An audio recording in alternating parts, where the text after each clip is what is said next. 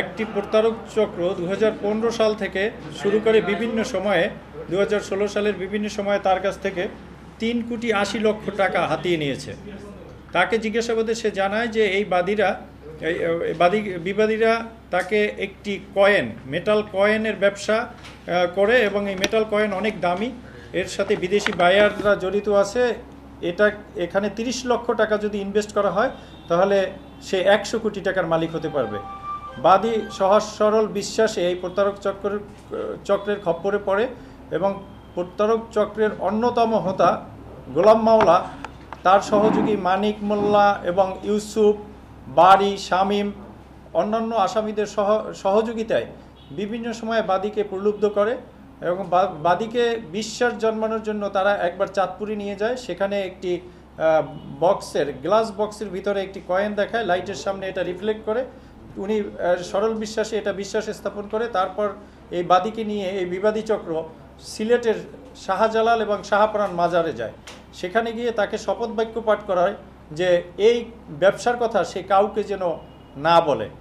এরপর সেখান থেকে আসার পর তাকে বিভিন্ন ছল চাতুরি করে, বিভিন্ন প্রলোভন দেখিয়ে বিভিন্ন সময় তার কাছ থেকে 30, 35, 50, 80 লক্ষ টাকা করে একাধারে 3,80,00,000 টাকা নিয়ে যায় এবং পরবর্তীতে তার সাথে সমস্ত যোগাযোগ বন্ধ করে দেয়।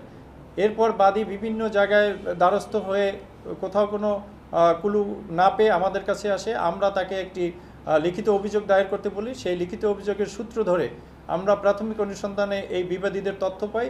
আমাদের তথ্যের ভিত্তিতে আমরা এই বাদীকে দিয়ে উত্তরা এয়ারপোর্ট থানায় একটি এজাহার দায়ের করি এবং সেই এজাহারটি আমরা পিবিআই আমাদের আইও সিরাজউদ্দিনকে তদন্তকারী অফিসার নিয়োগ করি এবং সে দীর্ঘ এই 2024 সালের মার্চ মাস থেকে এই এপ্রিল মাসের মধ্যেই এই চক্রের অন্যতম 2 জন আসামিকে গ্রেফতার করতে সক্ষম হয়।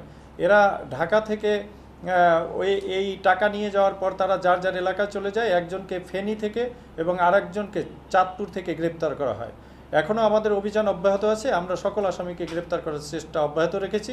আমরা আশা করি যে আমরা এই চক্রের অন্য সহযোগীদেরও গ্রেফতার করতে সক্ষম হব। একটি বিষয়, তারা যে ধরনের কয়েন দিয়ে প্রতারণার চেষ্টাটা করছিল, এটা কি বিটকয়েন না কি জাতীয় কয়েন? এই কয়েন সম্পর্কে এটা metal coin, not bitcoin. Bitcoin তো ডিজিটালি ইউজ হয়, এটা একেবারেই হার্ড জিনিস। তাকে তারা বিশ্বাস জন্মানোর জন্য এটা দেখিয়েও ছিল। তো দেখানোর পরে তার বিশ্বাস হয়, এটাকে এরকম লাইটের সামনে ধরে দেখা যায় যে রিফ্লেকশন তৈরি হয়। ইউরেনিয়াম সমৃদ্ধ কয়েন বা এই জাতীয় কিছু, এটা তো বলে প্রতারক চক্র। আসলে তো এই কয়েনের অস্তিত্ব এখন পর্যন্ত আমরা কোথাও পাইনি। বাট বাংলাদেশে তক্ষক, কয়েন, অন্যান্য আরও বিভিন্ন রকম প্রতারণার ফাঁদ, পিলার ব্যবসা আপনারা জানেন এগুলো করে। তো অ্যাকচুয়ালি এই কয়েনের কোনো অস্তিত্ব আছে কিনা আমাদেরও সন্দেহ রয়েছে।